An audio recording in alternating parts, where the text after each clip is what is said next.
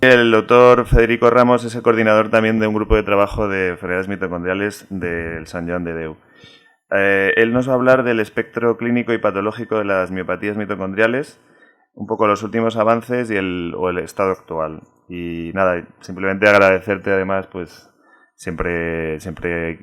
que viene la gente que viene de fuera de Burgos, en este caso los que han venido de Madrid, el doctor que ha venido de Barcelona, pues el esfuerzo, ¿no? Muchas gracias. Bueno, no, antes que nada, agradecerle al comité organizativo por la invitación, decir que yo no tengo tanta experiencia clínica como la mayoría de los ponentes aquí, pero sí muy interesado en este tipo de patología y mostrarle mi admiración a las familias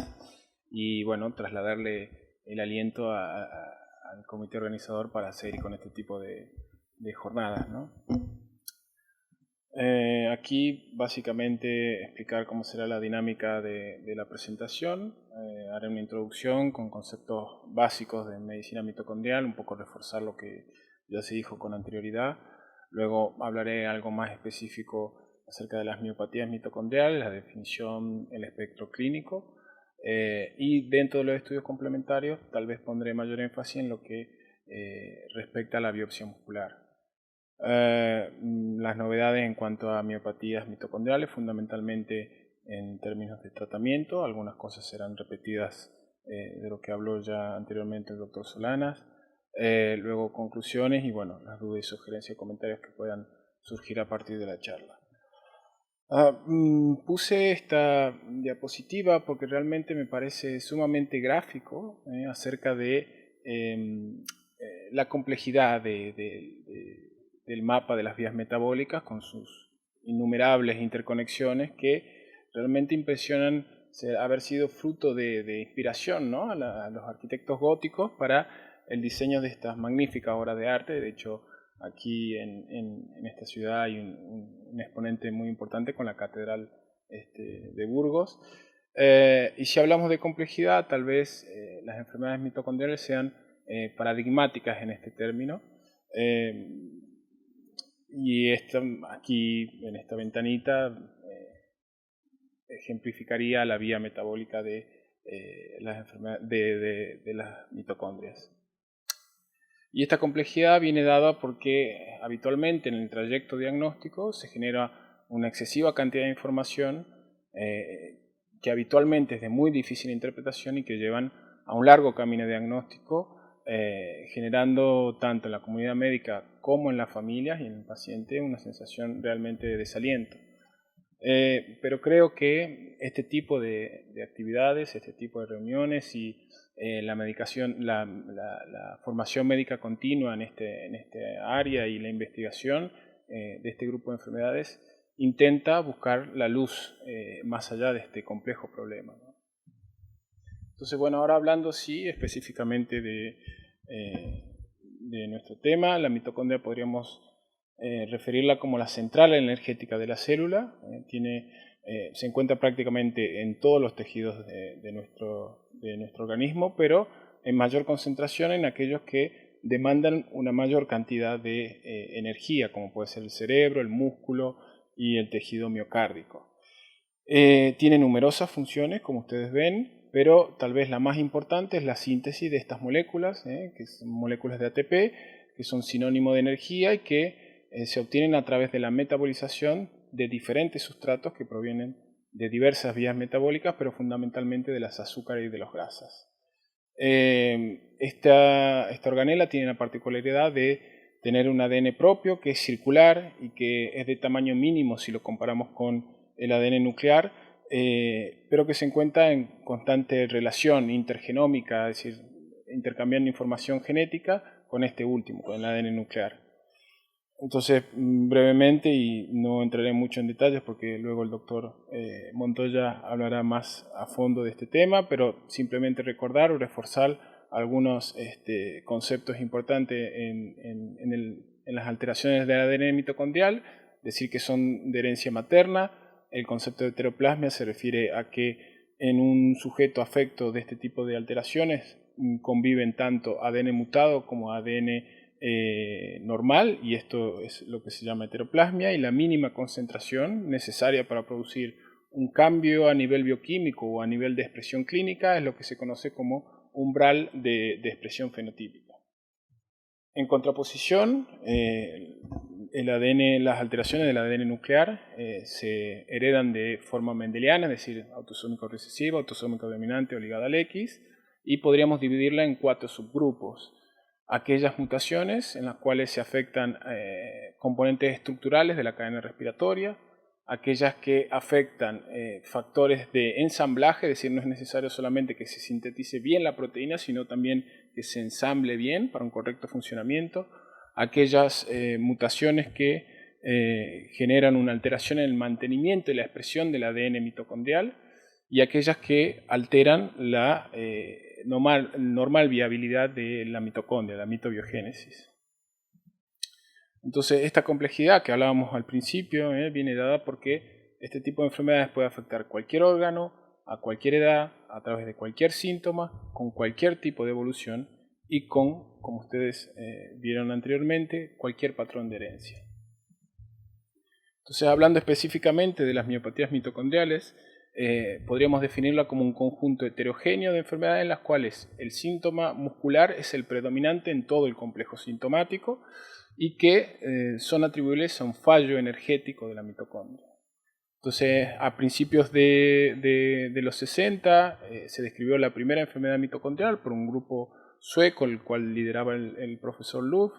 en una paciente de 30 años que tenía un síndrome de hipermetabolismo, es decir, con un exceso de metabolismo, con una hipersudoración, con una necesidad compulsiva de comer y con síntomas musculares, fundamentalmente intolerancia al ejercicio, de manera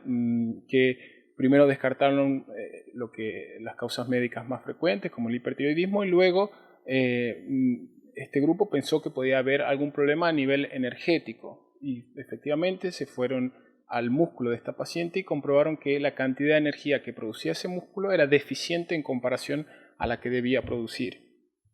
Más adelante, ya a fines de los 80, en el área molecular se describe de lesión del ADN mitocondrial en músculo de un grupo de pacientes con miopatías mitocondriales. Es decir, como ustedes ven, las miopatías, la afectación muscular en las enfermedades mitocondriales es algo relativamente frecuente.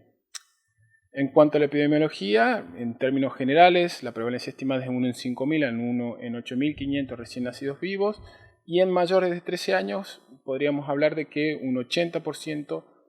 tiene una afectación muscular. Pero como sabemos que existen más de 1.500 genes implicados en la patogenia de este grupo de enfermedades y que el espectro fenotípico es muy variable,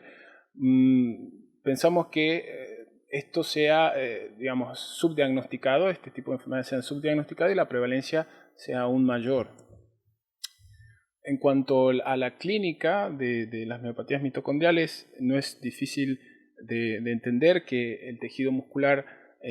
al ser un tejido muy necesitado de energía para su correcto funcionamiento, cuando existe un daño mitocondrial, se expresa a partir de síntomas que frecuentemente se ven en pacientes con afectación miopática, como puede ser la intolerancia al ejercicio, la debilidad muscular y la rhabdomiólisis, que no es más que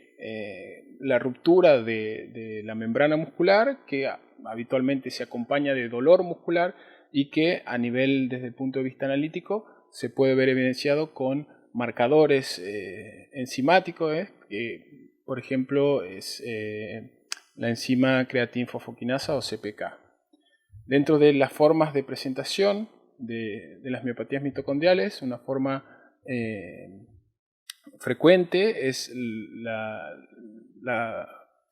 alteración de la musculatura ocular externa, o CPO en inglés, que se da en forma progresiva y que puede ir acompañada o no con signos de debilidad muscular proximal. Y aquí, como ustedes ven, en posición neutra, aquí el paciente con esta CPO, ven que tiene los párpados superiores caídos. Este es el término que nosotros adoptamos para llamar de forma médica ptosis. Y cuando uno intenta hacer excursionar, es decir, que mire hacia un lado, hacia el otro, hacia arriba o hacia abajo, ven que hay una limitación de la mirada. Esto, bueno, pues la etiología genética puede ser muy diversa, y cuando se acompaña de otros síntomas de disfunción multisistémica, como puede ser la alteración del ritmo cardíaco, una alteración a nivel de retina o alteración del equilibrio o de la fuerza muscular, estamos hablando de un síndrome que tiene nombre propio y se llama síndrome de Kearns-Sayre, y que es debido a lesiones del ADN mitocondrial.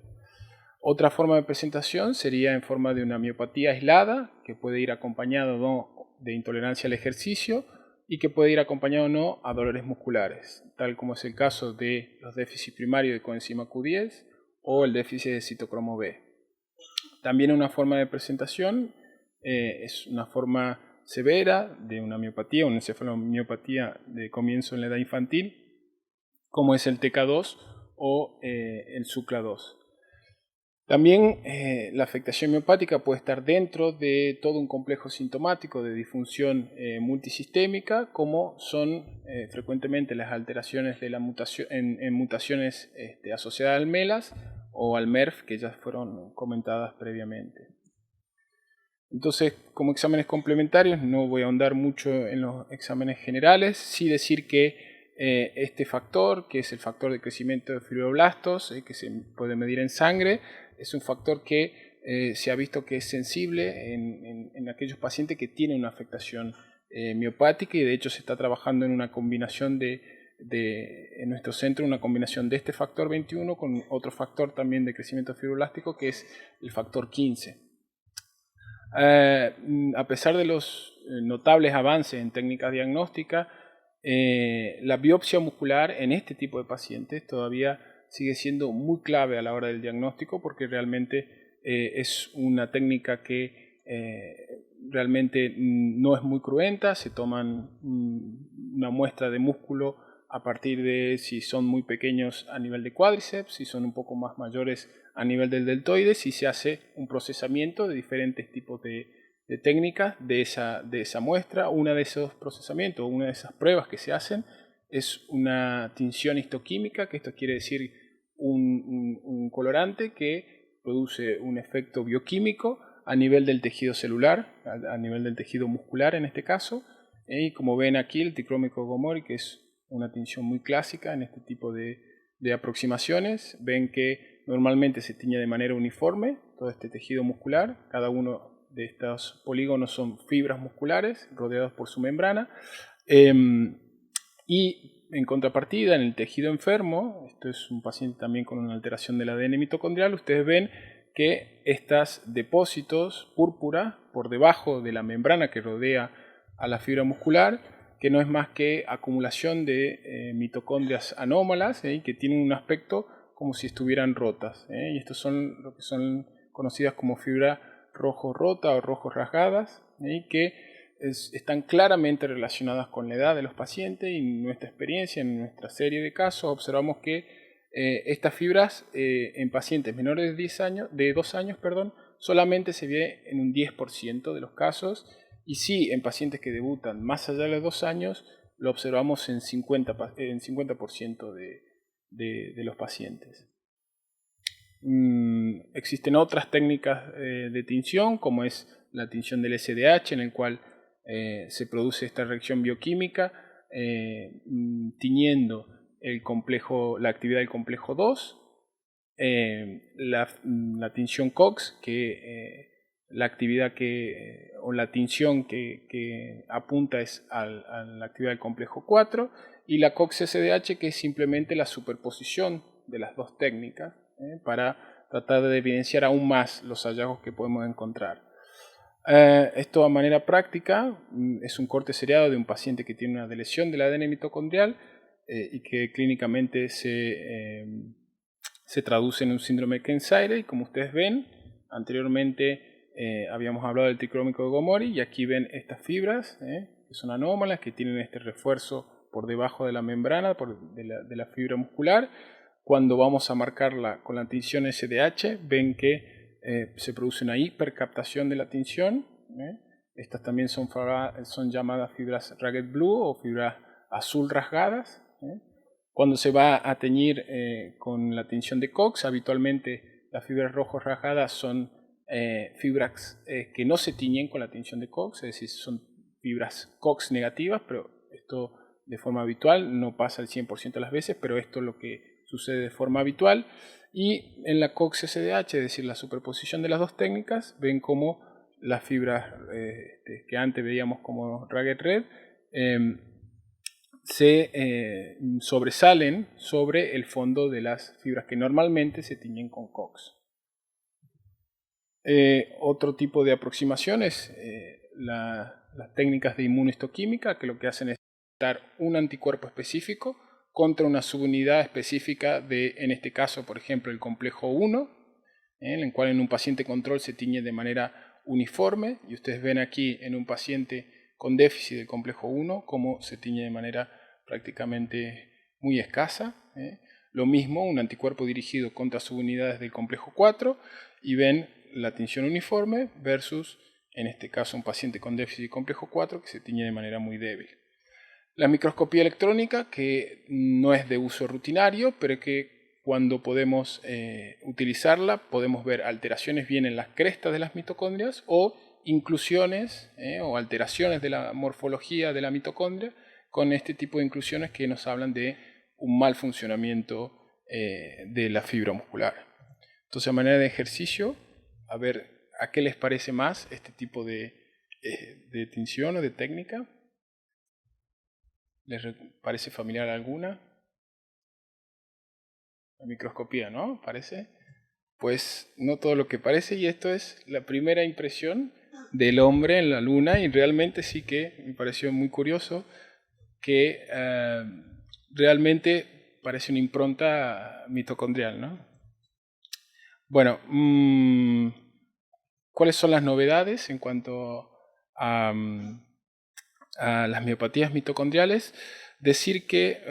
antes que nada, para traspolar los resultados que encontramos tanto con los estudios celulares como los estudios animales, es importante para aplicar digamos, de manera uniforme en un grupo de enfermedades, es importante la realización de un ensayo clínico. Como decía el doctor, debe cumplir ciertas características. Una de esas características es que tenga un diseño adecuado, que sea estadísticamente válido y que, esto es muy importante, debe reunir un amplio número de pacientes, que en forma ideal deberían tener el mismo defecto genético, deberían ser similares en su forma de presentación y deberían también ser similares tanto en su perfil bioquímico como en el estadio en el cual se encuentran, en el estadio de progresión, en el cual se encuentran los pacientes participantes de este ensayo clínico. Esto, como ustedes se imaginarán, es muy difícil de conseguir en enfermedades raras. Por supuesto, en enfermedades mitocondriales es una enfermedad rara, y es realmente los ensayos terapéuticos que se realizan de manera rutinaria